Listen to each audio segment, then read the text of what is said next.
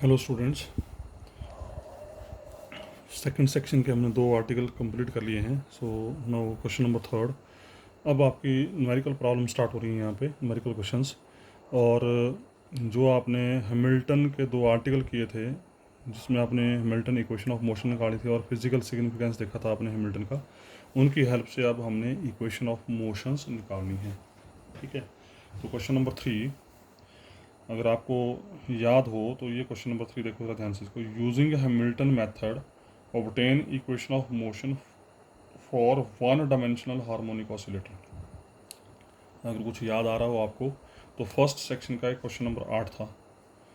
First section में ये question number 8 था।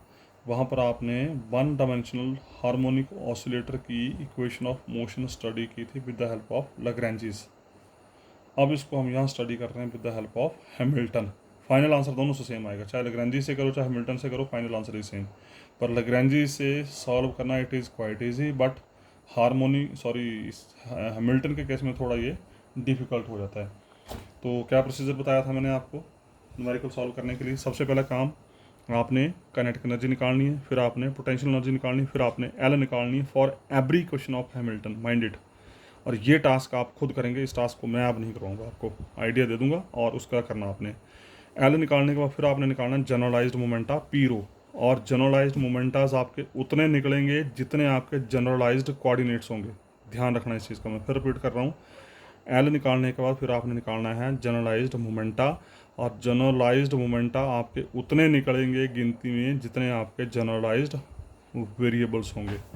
उसके बाद फिर अगला स्टेप क्या करेंगे, फिर आपने एच निकालना है हैमिल्टन। एच निकालना है in terms of generalised momenta as well as in terms of generalized variables. फिर उसके बाद क्या करना है आपने, फिर आपने चेक करना है कि क्या एच जो है वो sum of kinetic energy and potential energy आ गया। अगर वो sum of kinetic energy and potential energy आ गया, फिर लास्ट में आपने हैमिल्टन इक्वेशन ऑफ मोशन जो है वो यूज़ करनी है to find the equation of motion of given problem, and that equation of motion is given by these three simultaneous equations.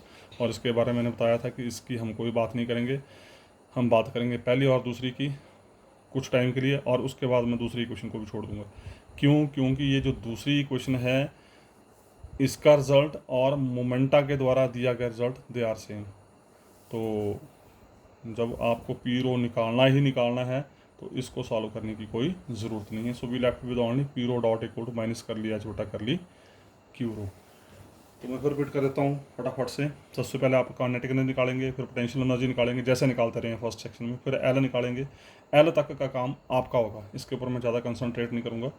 L निकालने के बाद फिर आप जनरलाइज्ड मोमेंटा निकालेंगे, जनरलाइज्ड मोमेंटा निकालने के बाद फिर आप हैमिल्टन एच निकालेंगे, और एच जो निकलेगा वो निकलेगा in terms of generalised momenta as well as in terms of generalised coordinate for every question. बार बार बोल रहा हूँ मैं। फिर उसके आप देखेंगे कि क्या H sum of potential energy और काइनेटिक एनर्जी है। अगर है, फिर आप ये वाली इक्वेशन ऑफ मोशन यूज़ करेंगे for Hamilton and finally get the result.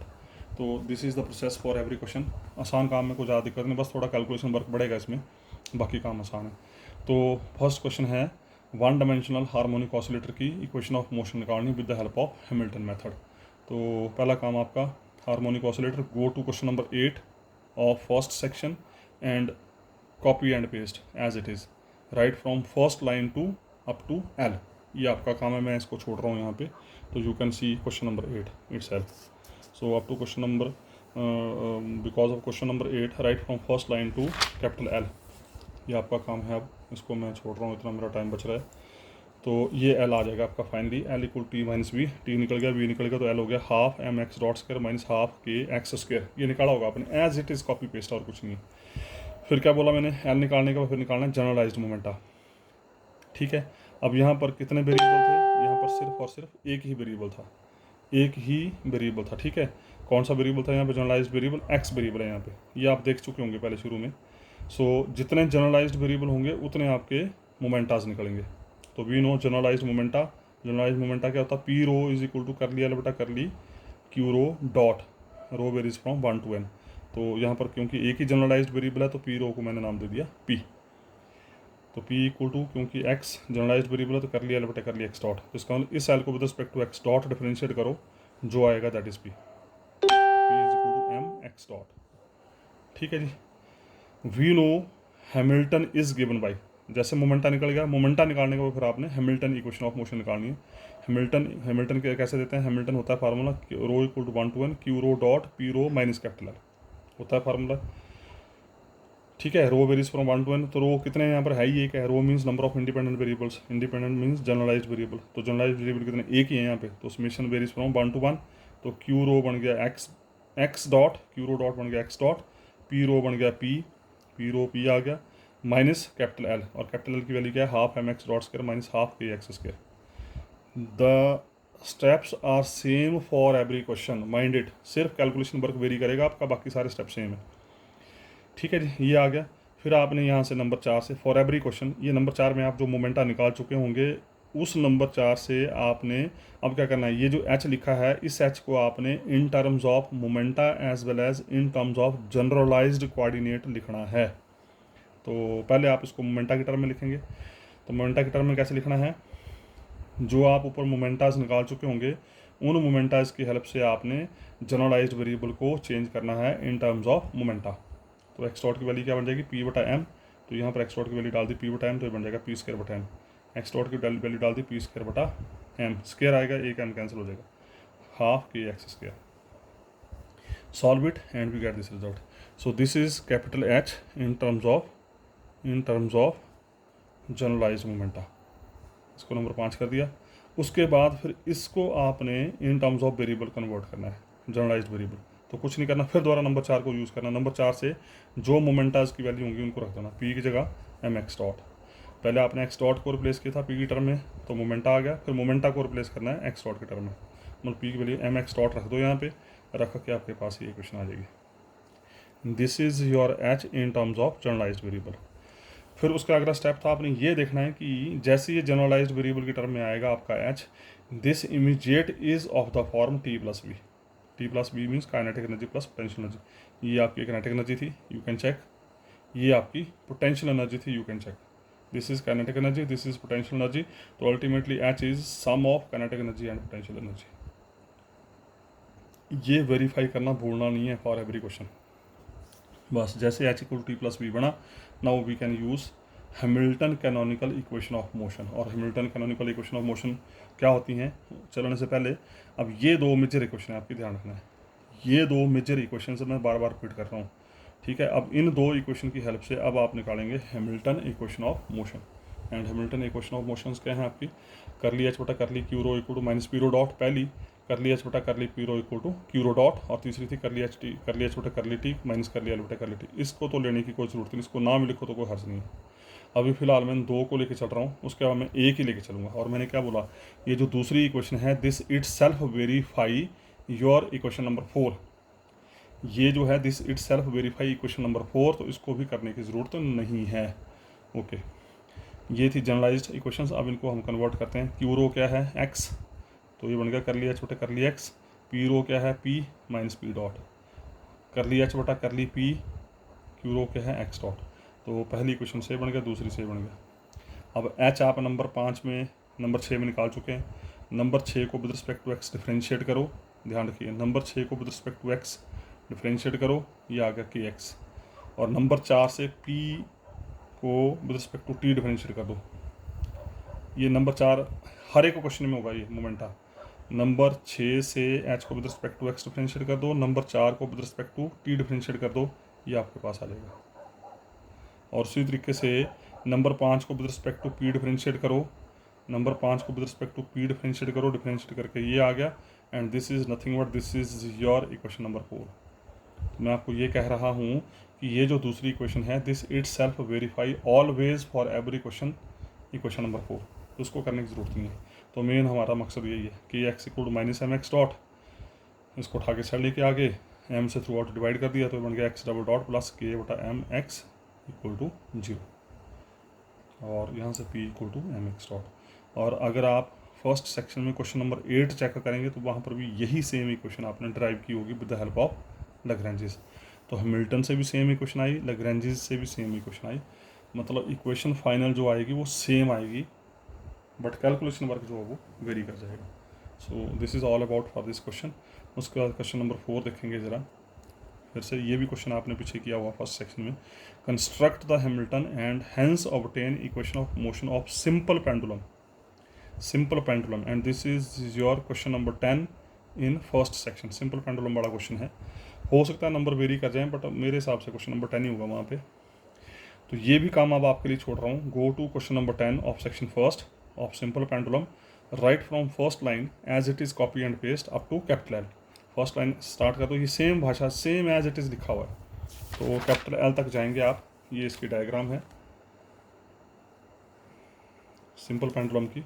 और अगर आपको याद हो तो मेरे ख्याल से वीडियो नंबर 8 या 9 में भी ये क्वेश्चन आया था, लास्ट जैसे में, फर्स्ट सेक्शन के लास्ट जैसे में।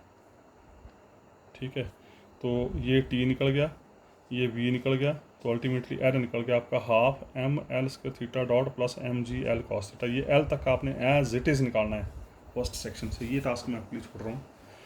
उसके बाद अगला स्टेप, पहला स्टेप था एल निकालना, दूसरा स्टेप क्या है, मोमेंटा निकालना। और मोमेंटा कितने निकलेंगे, जितने आपके जनरलाइज्ड वेरिएबल होंगे। तो यहाँ पे जनरलाइज्ड वेरिएबल कितने, मेरे ख्याल से एक ही है, theta. Theta is the only generalized variable, तो यहाँ पर भी हमारे पास एक ही मोमेंटा निकलेगा। तो पी रो आ गया, पी कर लिया एल बटे कर ली Q rho dot, Q rho is theta, कर लिया एल बटे कर ली थीटा डॉट, इस एल को with respect to theta dot differentiate करो, एंड ये आ गया, गिव टू नंबर 1। ठीक है जी, हालांकि पीछे भी नंबर आएंगे, तो यहाँ मैं नंबर 1 से स्टार्ट कर रहा हूँ उसको। उसके बाद फिर अगला स्टेप क्या था, फॉर एवरी क्वेश्चन एच लेके चलते थे, rho equal to 1 to n q rho dot P rho dot minus capital L. तो क्यू रो क्या है, theta itself, p rho क्या है, पी इट सेल्फ, एक ही है, तो इसमें एक 1 to 1 वेरी करेगी। एल की वैल्यू पुट कर दी, माइनस एल है तो माइनस टाइम दिस, ये आ गया। फिर मैंने क्या बोला था, ये जो एच है, इस एच को आपने कन्वर्ट करना है in terms of momenta as well as in terms of generalised variable. तो कुछ नहीं करना है, मोमेंटा में कन्वर्ट करने के लिए आप नंबर 1 को यूज़ करेंगे। नंबर 1 से थीटा डॉट की वैल्यू उठाओ और यहाँ रख दो। नंबर 1 से थीटा डॉट की वैल्यू उठाओ, यहाँ रख दो, यहाँ रख दो। जैसे रखेंगे, ये कैलकुलेशन वर्क आपके लिए छोड़ रहा हूँ, इमीडिएट आपकी इक्वेशन जो है वो इन टर्म्स ऑफ मोमेंटा आ जाएगी। से this is equation number 2, this is equation number 3। ठीक है, equation number 2 is in terms of momenta. फिर मैंने बोला था कि जो मोमेंटा होगा उसको आपने रीसब्स्टिट्यूट करना है। मोमेंटा क्या है, M L square theta dot, यहाँ रखना है, रख के इसको सॉल्व करना है, तो एच आपका आ जाएगा in terms of generalised variable. और अगर आप ध्यान से देखें तो this is your kinetic energy and this is your potential energy. Ultimately this is sum of kinetic energy and potential energy. ये काइनेटिक एनर्जी आ गई, एंड प्लस माइनस टाइम आपकी पोटेंशियल एनर्जी जो माइनस टाइम होगी, ये देखो minus m जी L cos theta, तो minus m जी L cos theta ये आ गया पोटेंशियल एनर्जी। ठीक है जी, तो it is verified, it is T plus V. जैसे टी प्लस वी हुआ, now we will use Hamilton canonical equation. तो हैमिल्टन कैनोनिकल इक्वेशन क्या कर लिया, छोटे कर ली Q rho equal to minus P rho dot. ठीक है जी, दूसरी question क्या है, कर लिया छोटा curly p rho equal to Q rho dot. तीसरी है, इसको लिखने की ज़रूरत ही नहीं है, अब यू कैन लीव नाउ। तो पहली क्वेश्चन से आ गया, जो पहली क्वेश्चन थी कर लिया छोटा कर ली थीटा, एक ही वेरिएबल है, माइनस पी डॉट। और दूसरी क्वेश्चन से कर ली एच बटा कर ली पी, यहाँ पर आ गया थीटा डॉट। इसको भी करने की ज़रूरत नहीं, मैं फिर रिपीट कर रहा हूँ, जो आपकी इक्वेशन नंबर 1 आई यहाँ पे इस क्वेश्चन में, that number 1 is verified by this equation. और जब आप विद रिस्पेक्ट टू इस एच को with respect to P differentiate करेंगे, इस एच को with respect to P differentiate करेंगे, तो इमीडिएट इक्वेशन नंबर 1 बन जाएगी आपकी। ये देख लो, एच को with respect to P differentiate किया, ये आया।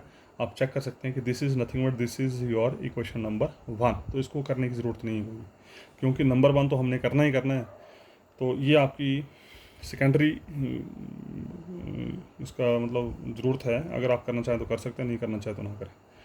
मेन है आपकी ये इक्वेशन। तो एच का derivative with respect to theta. अब एच आप इक्वेशन नंबर 3 में निकाल चुके हैं। नंबर 3 में एच को with respect to theta differentiate करो, ये आ गया। और पी की वैल्यू रख दो यहाँ पे, पी डॉट की वैल्यू कहाँ से, नंबर 1 से। नंबर 1 से पी डॉट, नंबर 1 में पी निकाला होगा, वहाँ से पी डॉट उठा और रख दो यहाँ पे, दोनों साइड में कैंसिल हो गया। सो एल स्क्वायर से डिवाइड कर दिया, तो ये बनेगा theta double dot plus G बटा L sine theta equal to 0, which is the required equation of motion.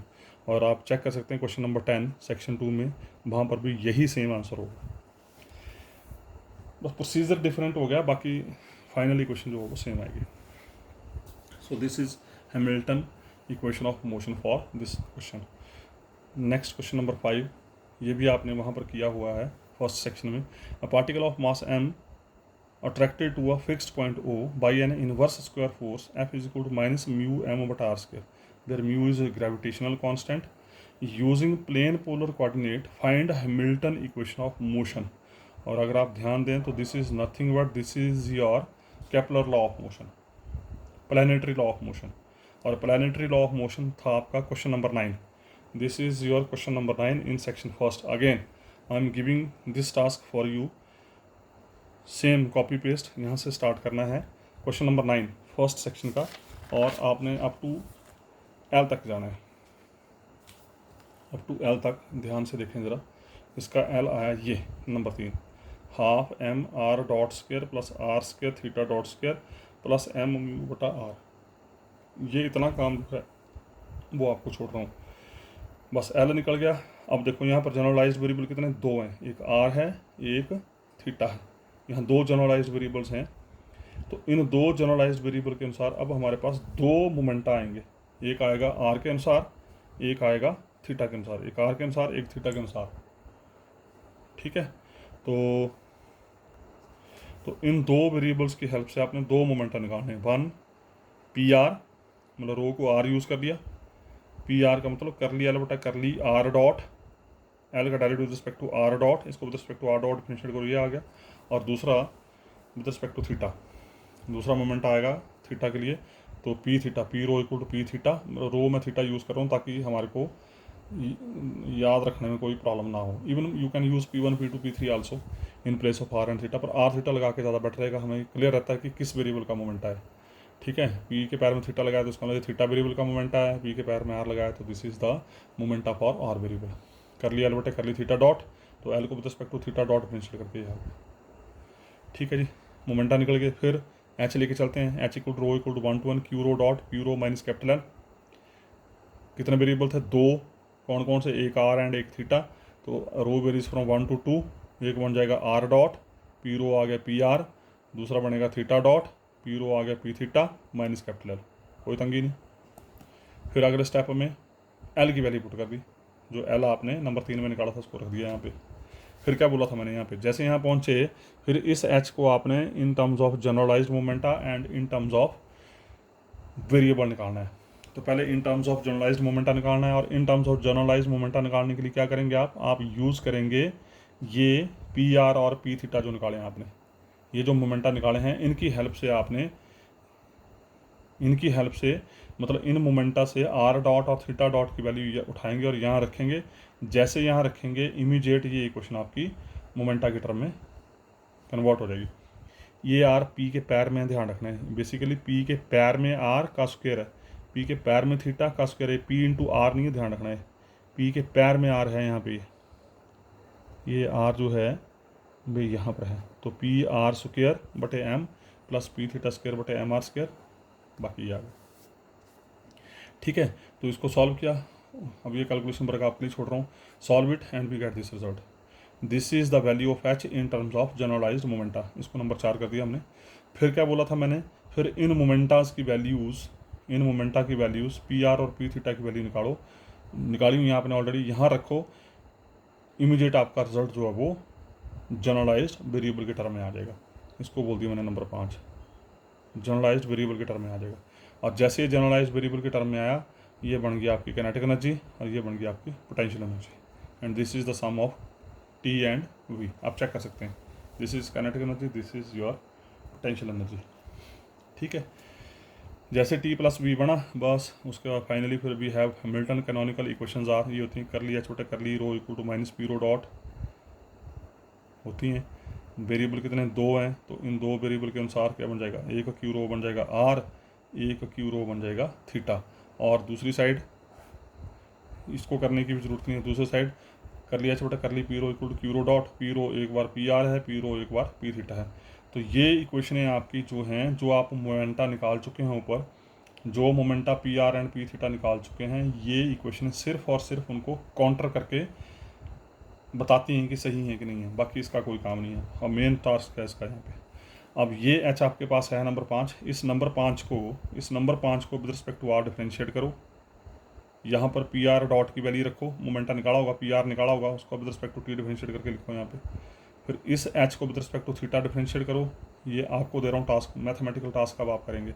H को with respect to theta differentiate करो, और ये जो पी थीटा ऊपर निकाला है इसका डॉट लो, मतलब इसको with respect to T differentiate करो और डिफ्रेंशिएट करके यहाँ रख दो, बस उसका solve it and get the result.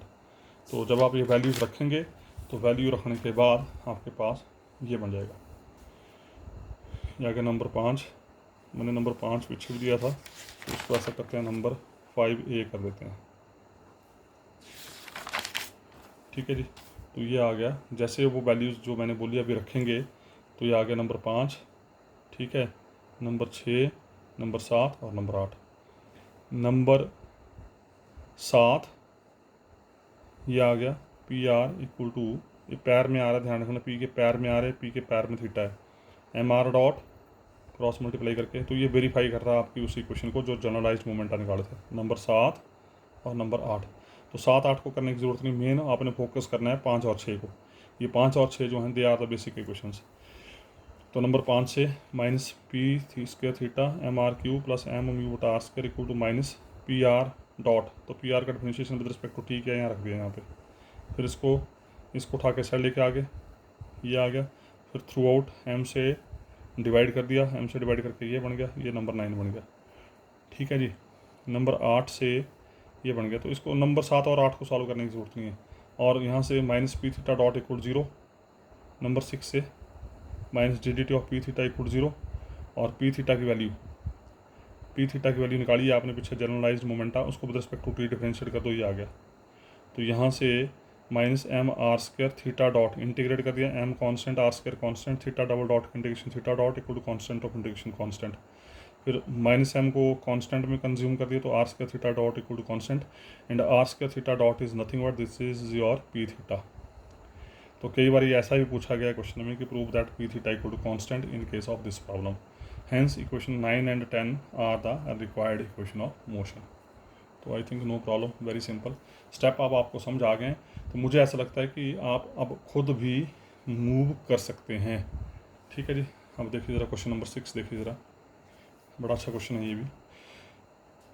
Question number 6 is itself question number 5. Consider the Kepler's problem of planetary motion and in this case prove that generalized moment of p theta is constant. अभी तो prove किया आपने, ये जो अभी prove किया आपने p theta is constant, ऐसे भी पूछा गया है क्वेश्चन, तो ये भी एक पूछने का तरीका है। तो answer is itself question number 5। उसके बाद नोट फॉर्म में मैं रिजल्ट लिख रहा हूँ फॉर सिलेंड्रिकल कोऑर्डिनेट्स। हालांकि ये बातें मैं शुरू में कर चुका हूँ आपसे फर्स्ट सेक्शन में। अगर सिलेंड्रिकल कोऑर्डिनेट्स हैं तो x r cos theta by r sign theta Z equal to z होता है। स्फेरिकल कोऑर्डिनेट्स में x r sign theta cos phi y equal to r sign theta sin phi z equal to r cos theta होता है। और plane polar coordinate में x r cos theta by r sign theta होता है। ठीक है जी, note the particle which follow the law of inertia are free particles. याद रखना आज के बाद, अगर लॉ ऑफ इनर्शिया फॉलो कर रहा है पार्टिकल तो वो पार्टिकल हमेशा फ्री पार्टिकल्स होते हैं। And in this case potential energy is always zero. और जो फ्री पार्टिकल होंगे उनकी पोटेंशियल एनर्जी हमेशा जीरो होती है। और वैसे भी आपको पता पोटेंशियल एनर्जी की बात हम तभी करते हैं जब पार्टिकल आपका किसी हाइट एच के ऊपर सिचुएटेड होता है। अगर फ्री पार्टिकल है तो उसकी हाइट होगी नहीं हमारे पास, जब हाइट नहीं होगी तो पोटेंशियल एनर्जी नहीं होगी। Okay, question number 7, this is again very important question.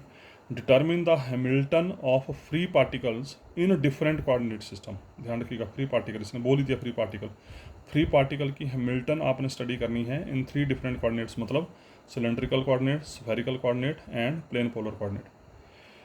ठीक है जी, तो सिलेंड्रिकल कोऑर्डिनेट में भी मैं निकाल चुका हूँ पीछे एल, स्फेरिकल कोऑर्डिनेट में भी एल निकाल चुका हूँ, प्लेन पोलर में भी एल निकाल चुका हूँ। तो अल्टीमेटली ये अपने आप में 3 क्वेश्चन है। तो पहले एल निकालना है, एल निकालने के बाद फिर उसका एच निकालना है, बस एच निकालना और कुछ नहीं करना है। उसने सिर्फ और सिर्फ हैमिल्टन पूछा है, एच की वैल्यू पूछी है कि इन फ्री पार्टिकल्स की एच की वैल्यू निकालो। तो we know for free particle moving in space having potential energy be equal 0 with different coordinate system. ठीक है, तो एल पहला सिस्टम नंबर वन कौन सा है? Cylindrical coordinate system T minus 0, potential energy 0 होगी तीनों के केस में। और सिलेंड्रिकल कोऑर्डिनेट में क्या हो जाएगा? हाफ काइनेटिक एनर्जी क्या हो जाएगी? काइनेटिक एनर्जी क्या होगी? Half M x dot square plus Y dot square plus Z dot square, कोई प्रॉब्लम नहीं है। ठीक है जी, 3 वेरिएबल में X dot square plus Y dot square plus Z dot square होती है और 2 वेरिएबल में X dot square plus Y dot square होती है। नंबर 1 कर दिया।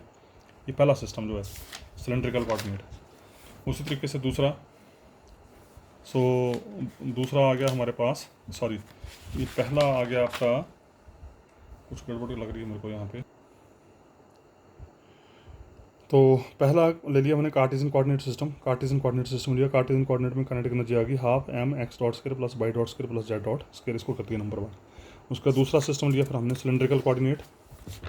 सिलेंड्रिकल कोऑर्डिनेट सिस्टम मैं थोड़ा इसलिए फास्ट चल रहा हूँ क्योंकि ये काम हमने सारे किए हैं पहले फर्स्ट सेक्शन में। सिलेंड्रिकल कोऑर्डिनेट में एक्स होता है R cos theta, Y is R sign theta, Z equal to Z.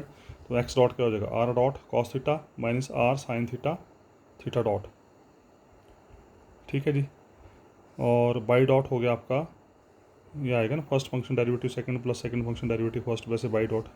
अब मेरा काम नहीं है, आपका काम। Z dot equal z dot, v square निकालिए x dot square plus Y dot square plus Z dot square. X dot y dot z dot निकाला, उनको यहाँ रखो, सॉल्व इट, और वी स्क्वायर आ जाएगा इसका r square plus are square theta dot square plus Z dot square cylindrical coordinate में। तो इसका एल बन गया टी माइनस जीरो, तो T minus zero means half M V square, तो वी स्क्वायर आपका आ गया ये। नंबर 2 कर दिया।